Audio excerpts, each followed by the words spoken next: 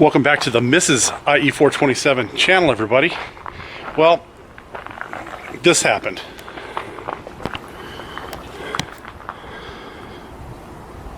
We've been talking about, and we finally got a contractor scheduled.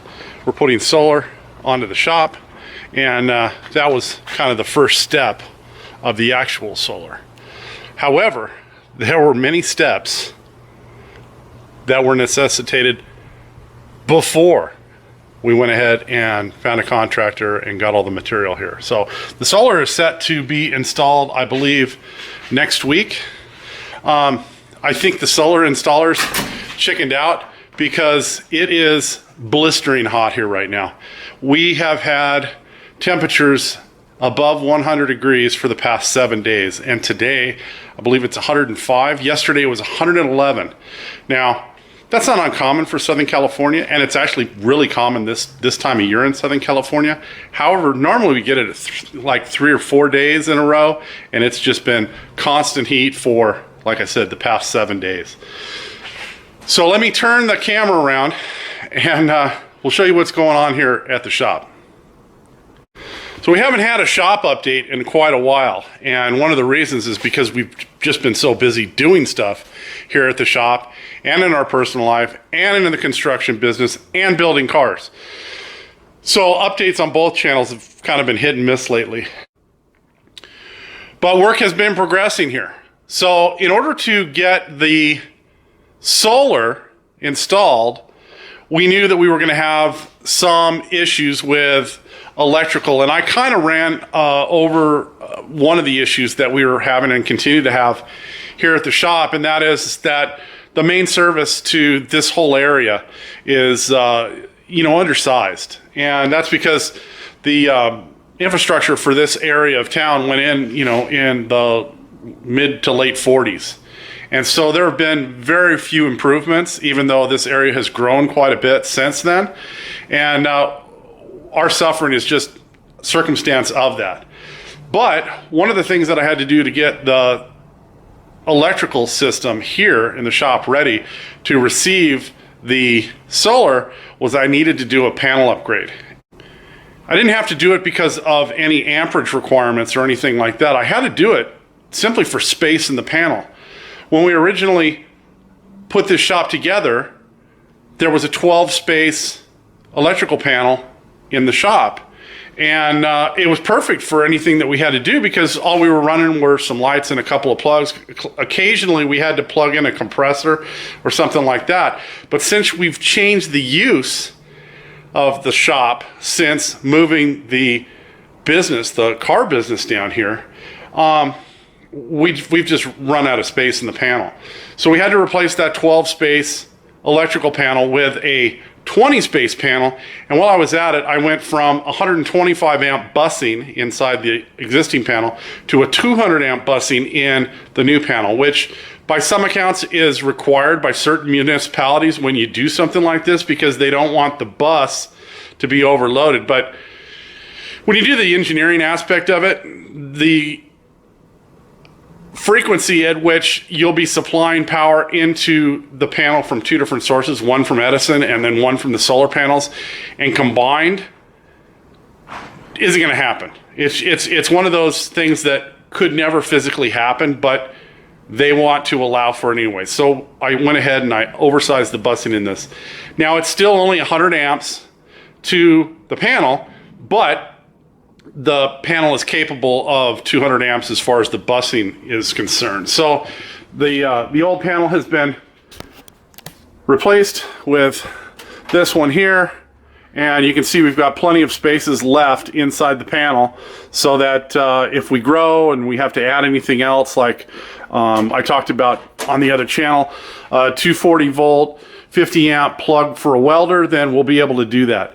The other thing that I did is that when we moved down here, the race to get all of the infrastructure in our shop ready was going at like a feverish pace. And so although I ran all of the network wires and cable wires and all those supporting services neatly, it still, it left a little bit to be desired. So what I did over the past probably 2 or 3 weeks, in the evenings when I've been getting home from my day job, is going through and organizing all of the network wires, the security camera wires, the cable TV wires, all that kind of stuff, so that they're pushed neatly against the wall and out of the way of the panel, because I know the solar guys are going to have to get in here and do their thing. Now, I'm probably going to pull this bottom shelf out. As you can see, it got put in a hurry, and it's a little bit cattywampus. It's a little bit turned this way. I don't think a level was used when we put that in. But we'll pull that out, and then for our inspection, we'll probably pull the washing machine out of there too, just to maintain our 36-inch clearance in front of the panel. Everything else, as far as the electrical, has remained the same. The only thing we changed out was the box. So we changed it out just so we could get more spacing. And one of the things that I learned is that these new panel configurations from all the main manufacturers, Eaton, which is also Crouse-Hinds, and Siemens, which is ITE, they're getting pretty particular about interchanging other manufacturers' breakers in there. Now, although some of them still will fit, this particular panel, in order to use that 20 spaces as a 40 circuit panel, you have to use Eaton breakers. You can't even cross over to Crouse-Hinds for the Slim Twins, which are the double breakers that allow you to put two circuits in on a single space, a 1-inch space in a breaker panel. You have to use the Eaton breakers, because the Crouse-Hinds breakers, which look the same, have rejection clips in them, which will not allow them to snap onto the bus bar. And the Eaton breakers are a full open space to snap the breakers in. So you have to make sure that the breakers you're buying are going to fit in there. Don't just hope they're going to fit like I did, because I had a couple of specialty breakers in there, one being for the mini split system that I paid good money for the breaker for, and it proved to be not useful in this new panel, and so I had to go out and buy a new breaker. So keep that in mind if you do a service upgrade. Try to maintain whatever breaker manufacturer you have existing, and make sure those breakers fit in the panel box that you're buying. The next thing we've been working on out here in the shop, and if you've had sharp eyes and you've been watching some of the videos on the other channel, you may have picked this up as I kind of danced around the shop, but we've got the vinyl siding here up on the outside of the shop where the shop door is. It matches the stuff that's on the other side of the wall. And then over here, we went ahead and we started siding all of the walls on the outside of the workshop over here and all the way to the corner. Basically what I wanted to do is I wanted to give the solar guys kind of a clean slate wherever the equipment's going to go. Now we've kind of hammered down where 3 of the devices are going to go, and they're going to go on the outside of the building. We've got a solar combiner, which is where all the solar electrical wires come down and go into it. We've got the Tesla Powerwall 3 switch. I'll double check what that piece is called, but basically it's where all the switching and whatever take place for the Powerwall 3 batteries. And then we've got the Powerwall 3 battery enclosure, which is going to go on the inside of the shop at this point anyways, but where they've called it out, it ain't going to fit. And then we've also got a service disconnect for the batteries, so that in any case the batteries can be shut off separately. And then on the outside with those other 2 pieces of equipment, there's going to be a service disconnect to shut off the solar by itself as well. So they're only going to make one connection into the panel box over here that I showed you, but we've tried to provide them as much blank space of wall in here that we could, but we wanted to get all the siding up beforehand so that we wouldn't have to side around it. They could basically just mount their equipment directly to the wall. Where they're calling out for the battery box, or the Powerwall 3 box to mount, along with its disconnect, is right here. And that piece of equipment is almost 30 inches wide. So you can see it's not going to fit in this space, because that space right there is about maybe 18 to 20 inches wide total. So it's not going to fit there. Now it could fit down here where the bookcase is, but I'm thinking they're probably going to end up mounting that stuff over here where we've got the rack for our fluids and stuff. So that can move down, and then they can mount all the stuff right there.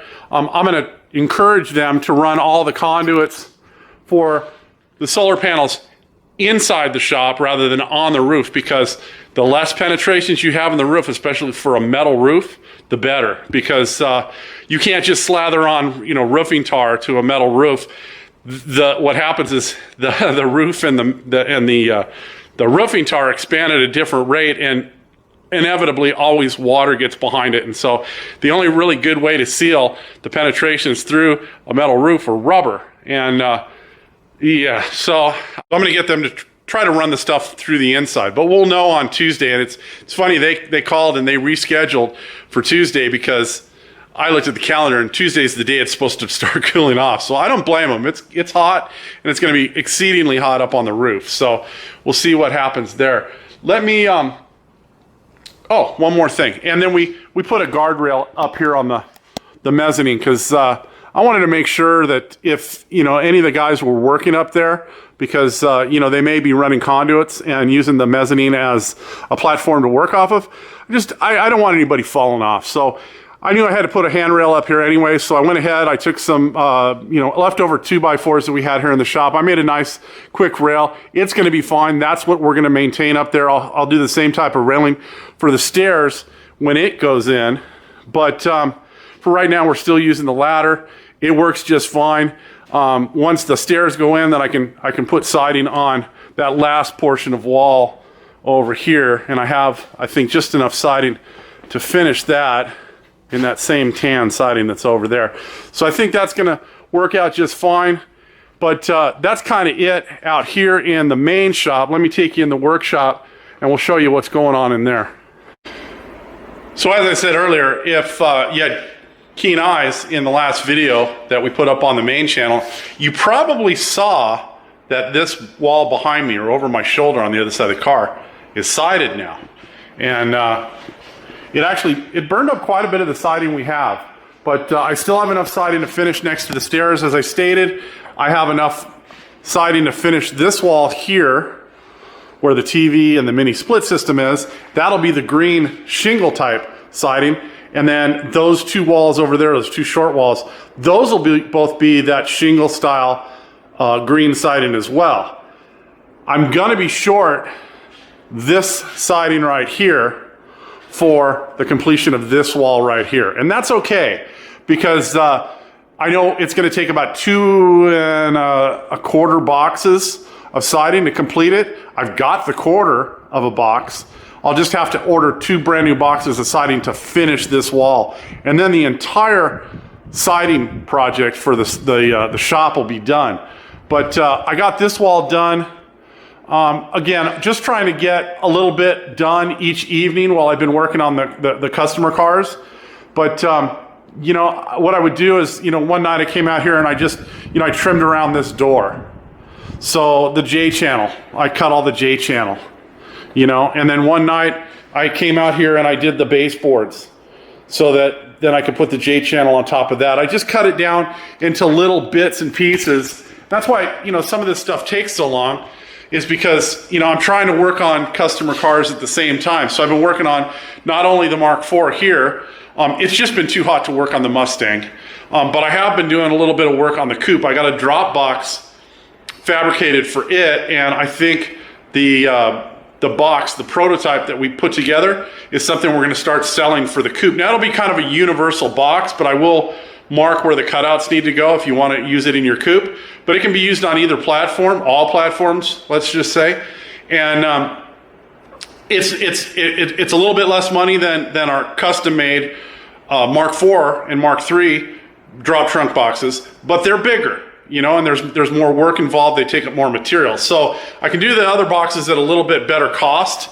So if you're handy and you'd like to do some of the fabrication and whatnot yourself, then the less expensive box will work just fine. But that's the that's the wall that we got done. And then I moved the speakers around a little bit. When I initially put the speakers in, I had this speaker right here. I had it over here. And while I was siding, I just kind of moved everything farther out. I moved the center speakers out farther. And then, of course, that one stayed in the corner. But, you know, it wasn't a big deal beforehand because I knew I could move them once we did the siding. So they're all in. We, of course, got the American flag hung back up. And so that's kind of it on the inside of the shop.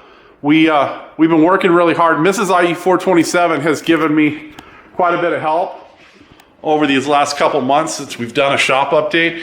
But, you know, one of the reasons we haven't been updating the channel a whole lot is just because we've been so busy. So I appreciate everybody that's, you know, been contacting us and saying, hey, what's up with the channel? We haven't seen anything lately. Well, that's kind of what we've been doing. And I've told those people in private messages and emails and stuff like that, that's what we've been working on. So thank you for your concern.